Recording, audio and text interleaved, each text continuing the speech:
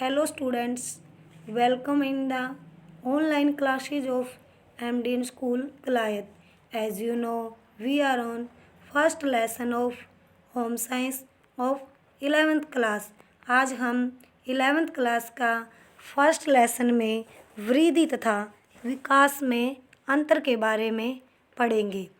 वृद्धि तथा विकास में अंतर स्पष्ट कीजिए। प्राय यह देखा गया है कि वृद्धि और विकास शब्दों को एक दूसरे का पर्यायवाची समझ लिया जाता है, जबकि यह सत्य नहीं है। दोनों शब्दों के अर्थ, प्रयोग, सिद्धांतों, प्रकृति आदि में कुछ न कुछ अंतर अवश्य दिखाई देता है। इन अंतरों का अध्ययन करना अध्यापक के लिए अति आवश्यक है। वृद्धि और विकास में मुख्य अंतर निम्नलिखित। आइए हम वृद्धि और विकास में अंतर विस्तार से पढ़ेंगे। हम सबसे पहले अर्थ में अंतर के बारे में पढ़ेंगे। वृद्धि का अर्थ है शारीरिक परिवर्तन, यानी शरीर के अंदर परिवर्तन होना। जो शरीर का आकार है, भार है, ऊंचाई है आदि में क्या है, परिवर्तन होना। इन शारीरिक परिवर्तनों के परिणाम स्वरूप ही व्यवहारों में परिवर्तन आने प्रारंभ हो जाते हैं। लेकिन विकास शब्द का प्रयोग शरीर की विभिन्न अंगों की विभिन्न दिशाओं में गुणात्मक उन्नति के बारे में किया जाता है। जो विकास है, जो हमारे शरीर के विभिन्न अंग हैं, उनमें क्या है, विकास होता है, गुणात्मक उन्नति होती है। और जो क्या है, जो विकास जरूरी है किसमें, हमारे शरीर के विभिन्न अंगों में। इसलिए विकास शरीर के अंगों में होता है और वृद्धि जो हमारे शरीर में परिवर्तन आता है, जैसे उसमें वृद्धि होती है। और वृद्धि और विकास की निरंतरता, वृद्धि लगातार नहीं होती रहती, न ही यह जीवन भर चलती है। कहने का अर्थ है जो वृद्धि है वो लगातार नहीं होती, वह एक कुछ समय के लिए होती है और कुछ निश्चित समय के बाद वह वृद्धि रुक जाती है।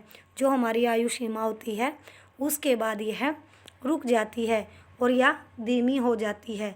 ऐसी अवस्था को प्रौढ़ावस्था कहा जाता है।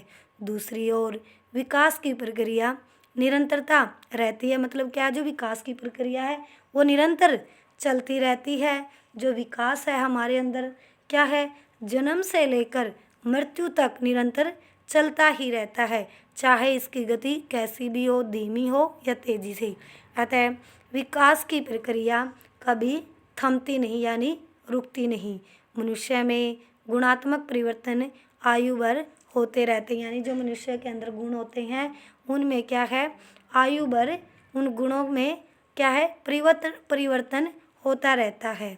आइए हम थर्ड हेडिंग पढ़ेंगे, वृद्धि तथा विकास में संबंध। भी जो वृद्धि है और विकास में आपस में दोनों में क्या संबंध है। वृद्धि और विकास शब्दों को एक दूसरे का पर्यायवाची समझा जाता है। बढ़ते हुए शरीर के साथ उसकी कार्य कुशलता बढ़ती, यानी जब हमारा शरीर बढ़ता है तो हमारे अंदर कार्य करने की जो योग्यता है, जो कुशलता है, वो भी शरीर के साथ साथ कार्य करने की योग्यता बढ़ जाती है। लेकिन कई बार विकास की प्रक्रिया वृद्धि के बिना भी हो जाती है। यदि हमारे शरीर के अंदर वृद्धि नहीं होती तो हमारे शरीर के अंदर क्या है, विकास ज़रूर होता है। शारीरिक रूप में कई लोग विकसित नहीं होते या वृद्धि पक्ष दुर्बल रह जाते हैं, यानी कहने का अर्थ है उनके शरीर के अंदर अच्छे से वृद्धि नहीं हो पाती और शरीर में क्या है, वो कमज़ोर रह जाते हैं। लेकिन विकास के अन्य पक्षों में वे समृद्ध होते हैं, यानी शक्तिशाली। जो हमारे शरीर के अंदर विभिन्न अंग हैं उसमें क्या है, विकास होता रहता है और वो शरीर से क्या है, दुर्बल दिखते रहते हैं। जैसे बौद्धिक पक्ष, सामाजिक पक्ष, संवेगात्मक पक्ष। दूसरे शब्दों में विकास का पक्ष हावी हो जाता है।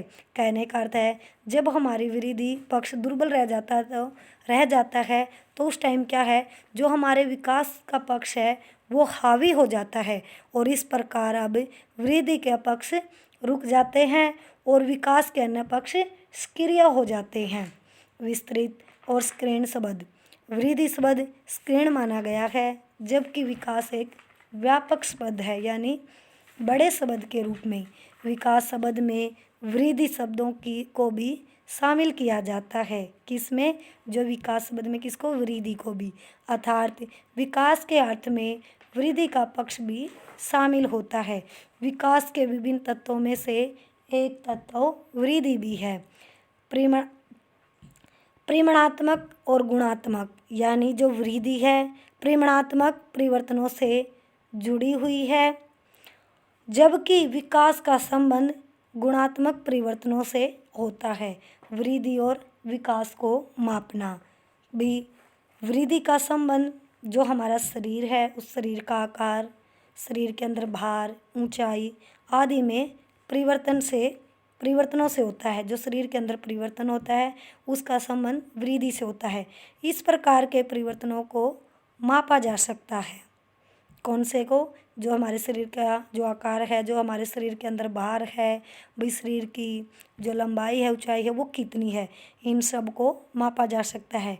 ऐसे परिवर्तनों को आँखों से देखा जा सकता है, लेकिन दूसरी ओर विकास प्रक्रिया के अंतर्गत होने वाले परिवर्तनों को मापना बहुत कठिन है। जो हमारे शरीर के अंदर परिवर्तन होते हैं, जो विकास होता है, हम उसको माप नहीं सकते, बल्कि मापना असंभव है। और इनके मापने के लिए ऐसा कोई तरीका विकसित नहीं हुआ है कि भाई हम विकास को माप सकें कि भाई हमारे शरीर के अंदर कितना विकास हुआ है। और विकास के परिवर्तनों को तो केवल देखा या महसूस किया जा सकता है। कहने का अर्थ है हम विकास को तो जो हमारा शरीर है उसको देखकर या महसूस कर सकते हैं हमारे शरीर के अंदर कितना विकास हुआ है। यद्यपि वृद्धि एवं विकास दोनों में पर्याप्त भिन्नताएं पाई जाती हैं। कहने का अर्थ है वृद्धि और विकास के दोनों संबंधों में आपस में भिन्नताएं हैं, तथापि दोनों में कुछ समानताएं भी हैं जो निम्नलिखित हैं। विकास एवं वृद्धि दोनों में परिवर्तन होते हैं। कहने का अर्थ है विकास में भी परिवर्तन होता है और वृद्धि में भी परिवर्तन होते हैं। दोनों ही प्रत्यय मानव एवं पशु दोनों पर समान रूप से लागू होते हैं, चाहे वो मानव हो चाहे पशु हो, क्योंकि मानव की भी जो वृद्धि है, शरीर का आकार है, वो बढ़ता है और पशु का भी सेम ऐसे ही होता है। वृद्धि एवं विकास दोनों का मापन किया जा सकता है, मापा जा सकता है, क्योंकि वृद्धि को तो हम जैसे क्या है माप सकते हैं और आँखों से देख सकते हैं, लेकिन विकास को हम सिर्फ महसूस या अनुभव कर सकते हैं। वृद्धि एवं विकास दोनों में ही परिपक्वता की अवस्था तक परिवर्तन पाए जाते हैं। यानी जब क्या है परिपक्वता, क्या भैया, जब हम मैच्योर हो जाते हैं तो दोनों में अवश्य वृद्धि और विकास में परिवर्तन पाए जाते हैं। सारांश। अतः हम कह सकते हैं कि विकास की प्रक्रिया के दौरान होने वाले परिवर्तनों का व्यक्ति के जीवन में बहुत महत्व है। यानी जब विकास की प्रक्रिया होती है और जो व्यक्ति के अंदर परिवर्तन होते हैं उसके जीवन में, व्यक्ति के जीवन में परिवर्तन बहुत जरूरी है। विकास की अवधि में होने वाले परिवर्तनों के कारण ही बालक विभिन्न शारीरिक एवं मानसिक गुणों को प्राप्त करते हुए अपने जीवन की विभिन्न प्रकार की समस्याओं का समाधान करने के योग्य हो जाता है।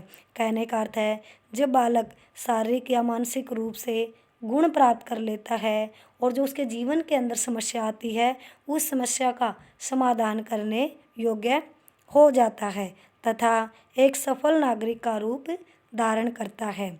ये सभी प्रकार के परिवर्तन धीरे धीरे विकास को एक अवस्था से दूसरी अवस्था की ओर स्वाभाविक रूप में होते हैं। जो हमारे से शरीर के अंदर जो परिवर्तन होता है और जो ये विकास होता है धीरे धीरे एक अवस्था से दूसरी अवस्था तक स्वाभाविक रूप में होते हैं तथा साथ ही बालक के विभिन्न अवस्थाओं में संयोजन करने की अक्षमता में सहायक सिद्ध होते हैं। आज हम यहीं तक पढ़ेंगे और आपका आज होमवर्क होगा जो मैंने ये टॉपिक करवाया है, ये जो तुम्हारा दृगात्मक क्वेश्चन है थर्ड, और आप इसको लर्न व राइट करोगे। Thank you students, have a nice day. घर पर रहें, सुरक्षित रहें।